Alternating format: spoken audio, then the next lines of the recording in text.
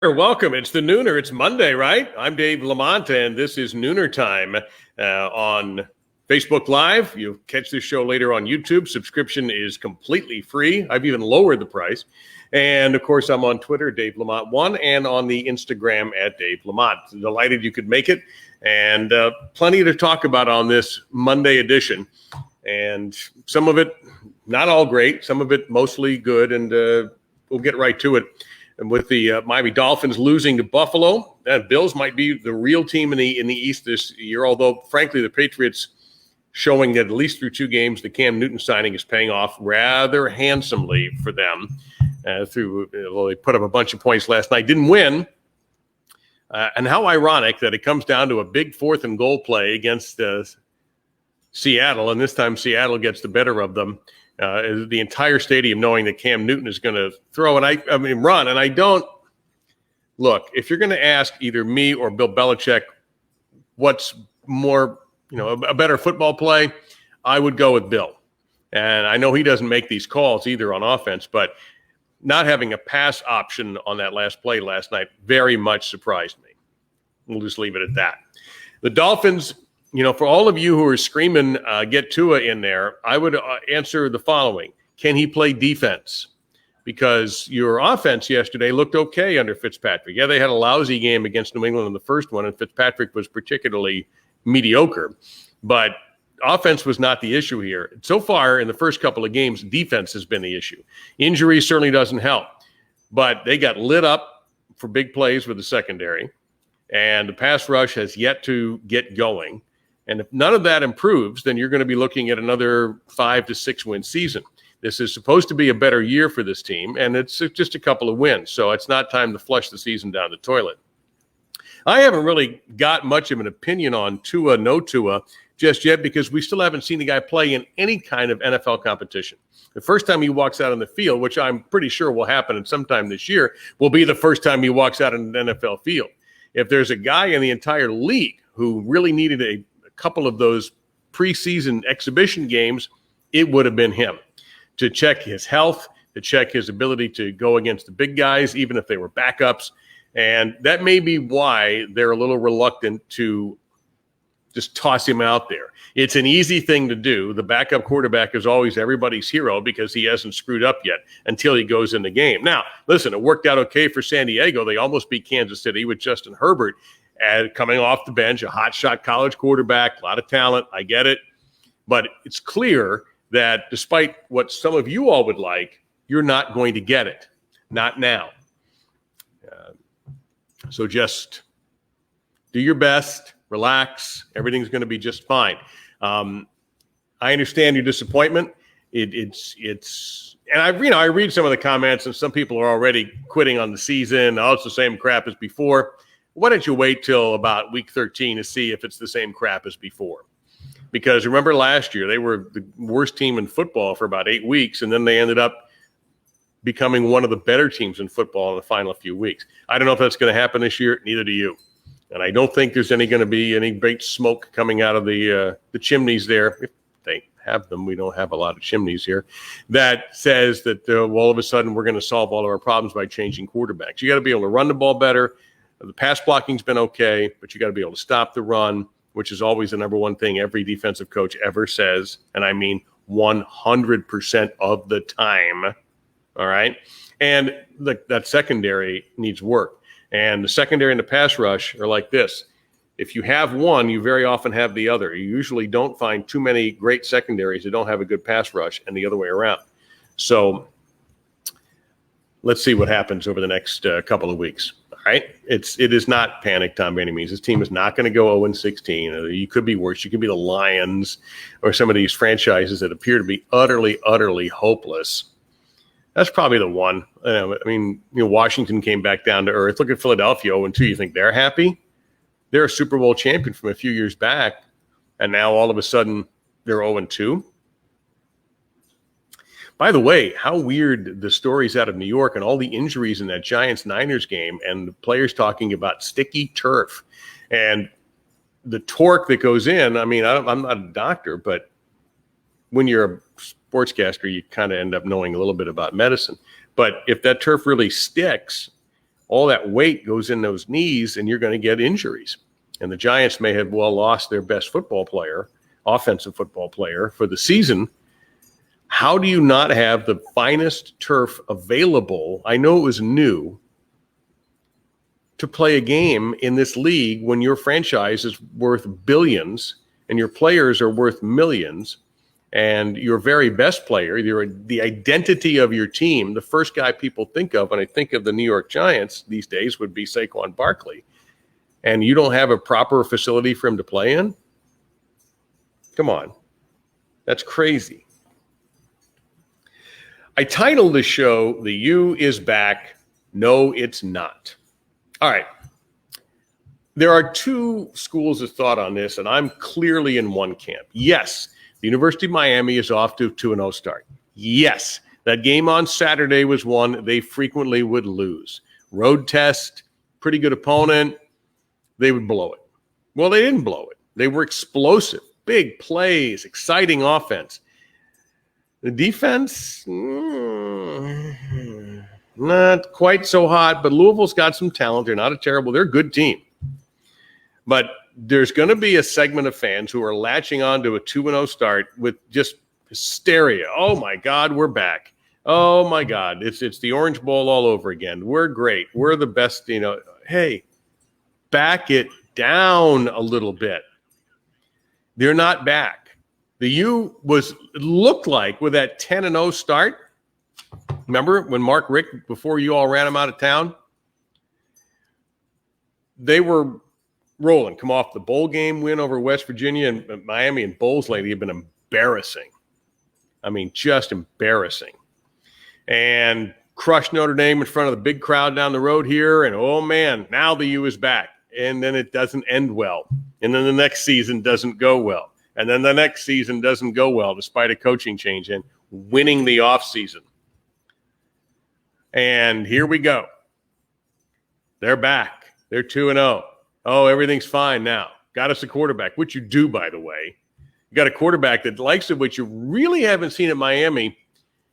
I mean, you may have to go back to Vinny Testaverde to find a quarterback this good with his legs. Vinny was a good runner in college, if I remember correctly, but nothing like D'Eriq King.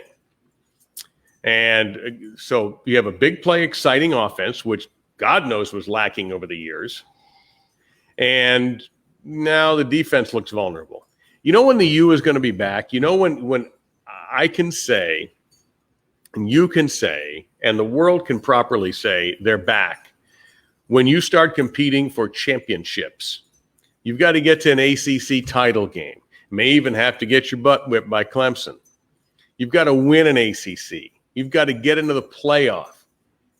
And then you have to do it more than once. That was the amazing thing about what they did a while back, was being in that argument darn near every year and winning titles. But that hasn't happened in a long time. And while these fans here and around the country who root for the U are desperate for this to come back, it's taking a lot longer than anybody thought. Look at Nebraska. Look at USC. Look at all these legacy schools that have all this power. Texas, that have all these, this history, and they're struggling to be relevant again because a generation has passed since Miami meant anything in the national picture. So USC, about 10 years, maybe a little more.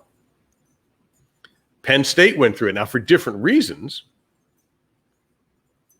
But some of the legacy programs have just taken a whipping. Florida State's going through that right now. They're going through their down period. They may well come back. They may end up being a 7-6, 8-5 kind of program like Miami has been for a long time until the right combination of coach and players comes in. But to say they're back is insanely silly and way too optimistic. And way too premature. Now, I mentioned Florida State. You've got the big Miami FSU game. That is a big game, maybe not in the national picture, although Florida State gets the upset, and the point spread on that is going up to 10, I think, or 10.5, with Florida State struggling. Their head coach will not be at the game. Mike Norvell has tested positive for the coronavirus, although apparently he is not seriously ill. He is quarantined and will not be able to be at the game and will coach as best he can from a distance during practices. And I don't know what arrangement they're going to make during the game. Yes, it's the primetime game again, just like it used to be, but this is not the same. You don't have 30 NFL players out there like they used to, when it really was the best game in college football in the 80s and parts of the 90s. Really ridiculous amounts of talent. That's not going to be that way this year. And by the way, I hope Mike is feeling better and gets back out as fast as possible. But they're off to a slow start. You know, the one loss was terrible. Now they take a Miami team that should be confident. And I have to like Miami's chances in this game. Friday, Zach Albaverdi, who writes about the Gators, is going to be my guest. We'll talk about Florida on Friday. I may have to start including UCF in these conversations because the way they're playing, they're really good. And they have been really good for several years. And this, you know what? With the playoff as potentially goofy as it is, because I don't know how you ask the Pac-12 or the Big Ten to join in not playing a full season and starting later than everybody else. What if UCF blasts through their schedule? They don't lose any games to the virus, as we've had a bunch of games postponed because of the virus, and they sit there undefeated again. Could this finally be the time they get that invitation?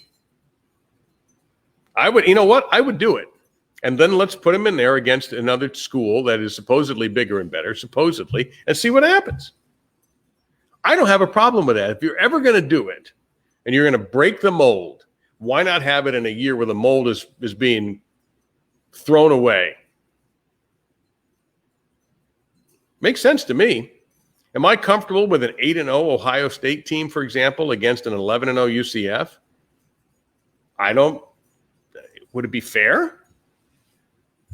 Even as Ohio State and they were expected and are expected to be really good this year, but we hear that every year. I don't know. I don't know if it's entirely fair. So I might be rooting for UCF this year. If you rooted for the Miami Heat, you were a little bit, game 3 stunk. They were probably due to leave one in the dumpster. The question is now, how do they avoid that for game 4? Part of the problem with game 3, and I did not bother my boys for analysis this game, the bench, other than Tyler Hero, poor.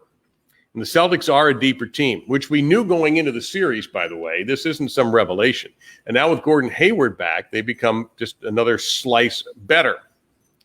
And Eric Spoelstra's got to figure out with a tight rotation, what about that 7th player? What about that 8th player? It just can't all be Tyler Hero. So I'm sure there are a little bit of concerns for this next game. If it goes to 2-2, I almost said it goes back to Boston for game 5, but that's ridiculous. Then I would be considerably concerned that Boston, supposedly the better team in a lot of people's minds, may finally have figured out a way to beat this team down.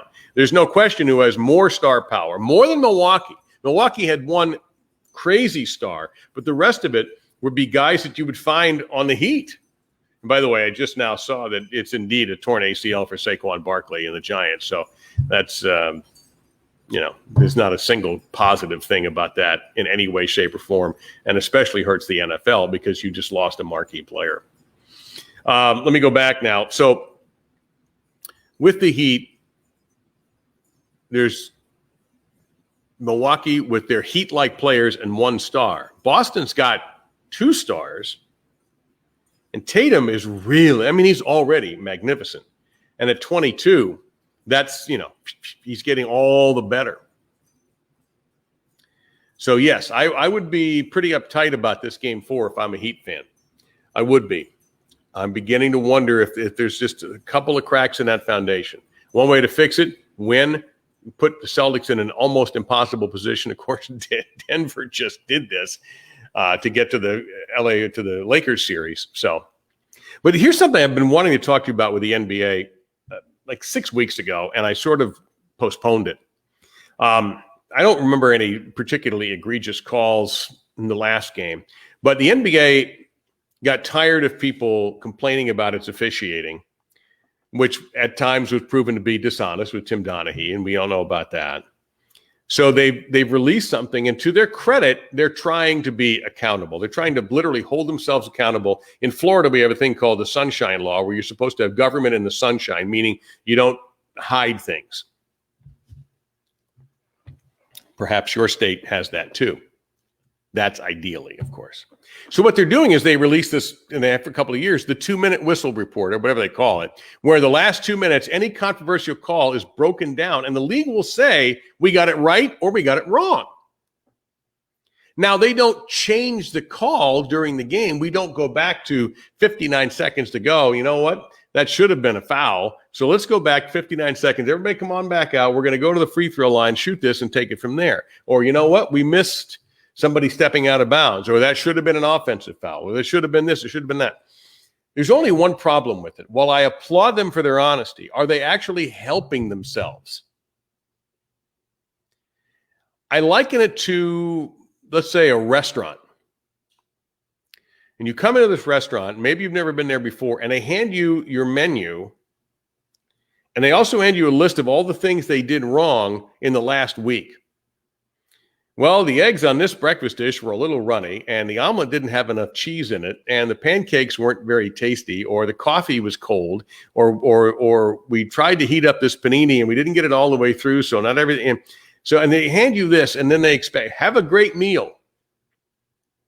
Do you need to know that, or do you want that kind of honesty? If I got that list, I'd go, maybe this isn't the best place for me to eat. Now, we're not gambling on food. People are gambling. There needs to be a sense of honesty and transparency, and the NBA is at least trying.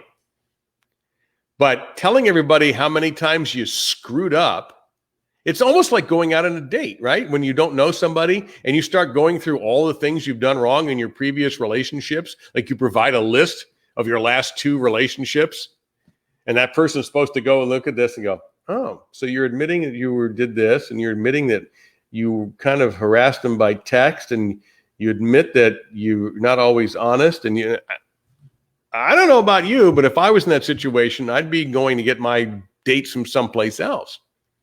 So I think the NBA is kind of damned if you do and damned if you don't. The expression of putting the genie back in the bottle, this is it right here. This is the genie. I don't know if you can shove it back in there and stop doing your 2-minute reports. And I don't even know how closely the fans follow. I know the gamblers do. Because if you talk to a real hardcore gambler, they'll tell you that everything in the world has a gambling angle. Everything. So I'm just saying I appreciate the NBA, but I don't know. If you're not going to go back and fix the damage, then why admit there was damage in the first place? Speaking of damage to my interest in the U.S. Open, that's the best segue I've got. The golf. Bryson DeChambeau won, and I am not excited by this. I flipped it on yesterday. We were driving yesterday for several hours, so I got home, flipped it on, and discovered he was ahead by 4 shots with a few holes to go, and immediately turned it off.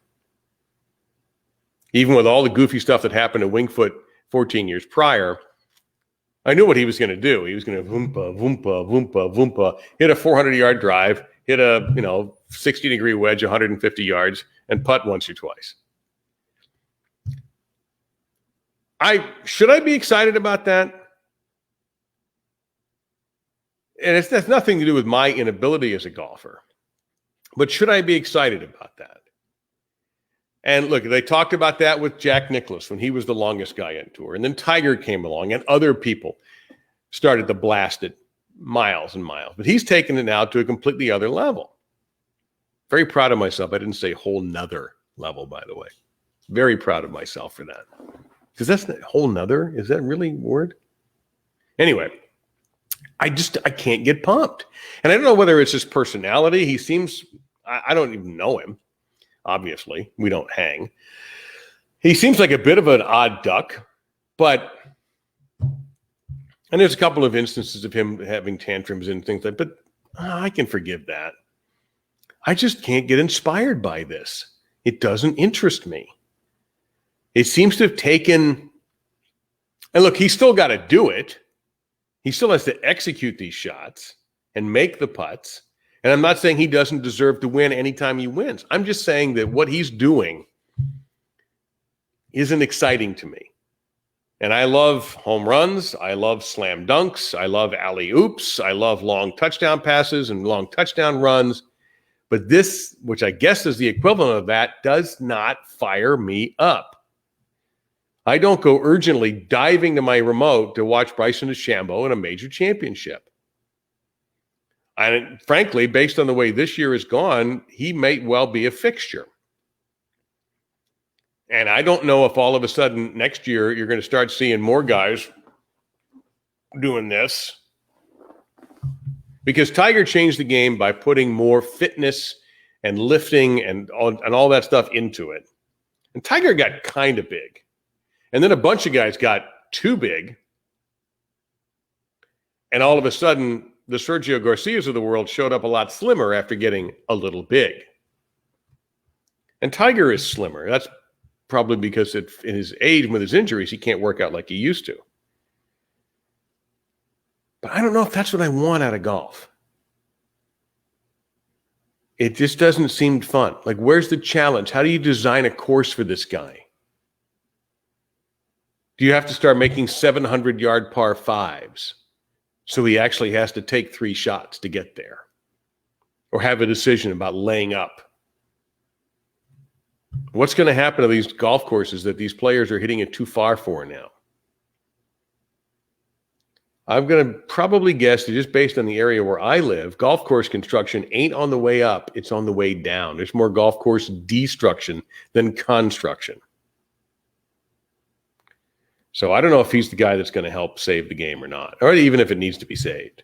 So sorry if you're a fan, if you're all fired up, I get it, but it did nothing for me. Nothing at all. You know what did make me happy last night, just to get off of sports for a few minutes? If you know me at all by now, I've put it up on Facebook and on Twitter, is what happened with Schitt's Creek winning an unprecedented 7 in a row. I think it's the first time, at least in a comedy, that all 4 major acting categories they grabbed. My wife and I discovered the show, as many people did in the early days of the pandemic, and it became not just some, oh, that's a nice little show. We intensely love it. It's just one of the rare television shows that makes me feel better.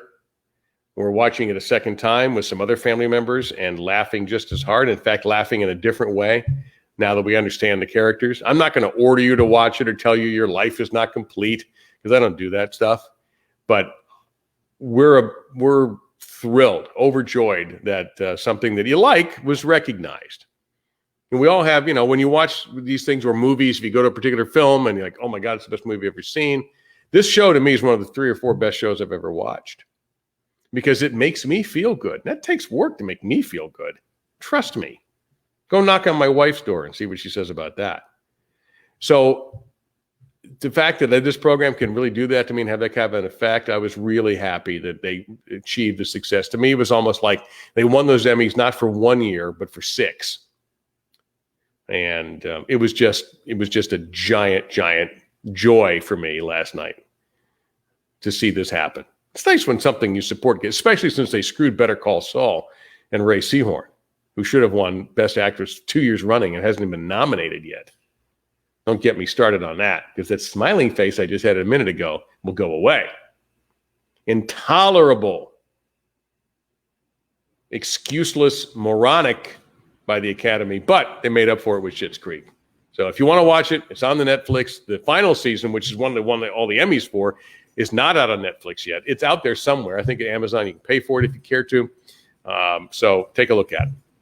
Finally, I do want to end this without, and it's not going to be the happiest of endings with this story, but James White's father, who is a Miami-Dade County police captain, you've undoubtedly heard what happened probably about 15 minutes from where I live, died in what I understand was a hideous car crash, 2-car crash. One car was on fire. Another car was flipped.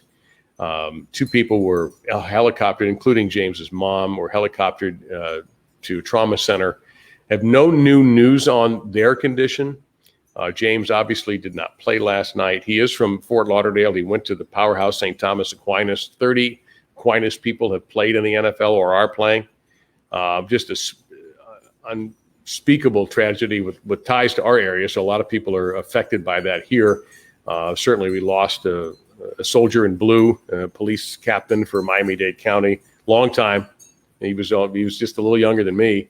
And so it's it was a little tough to watch that game last night thinking about it. Fortunately, if you check some of the stories on it, a lot of NFL players have stepped up and sent their condolences. Tom Brady has called, and I understand mentioning that name makes people mad where I live, but I think you understand the circumstances. Or mentioning the Patriots, but I think everybody understands the circumstances. So condolences, obviously, to the White family. And let's hope that somehow, I know that the survivors were in critical condition, but perhaps with great medicine and some good thoughts, we can get them out of there and get them back on their feet. So that's a little bit of a downer, but I think it's important to mention that, particularly since he is a South Florida product and someone who's had a very nice NFL career. That will wrap things up for today's Nooner. Again, thanks to the Sports Objective podcast for all the things you see here, except that painting. They're pretty much responsible. And I'm always happy to help those guys whenever I can. They certainly have gone well out of their way to help me. Thank you. A little Almost Daily Dave. I think tomorrow we'll see. No promises. And Friday, we'll talk about the one football team in this city, it seems like this area. Well, I haven't talked to FAU, FIU yet, but of the so-called bigger teams, number 3 in the country, Florida Gators. That'll be Friday on the Nooner. I'll see you then. Bye.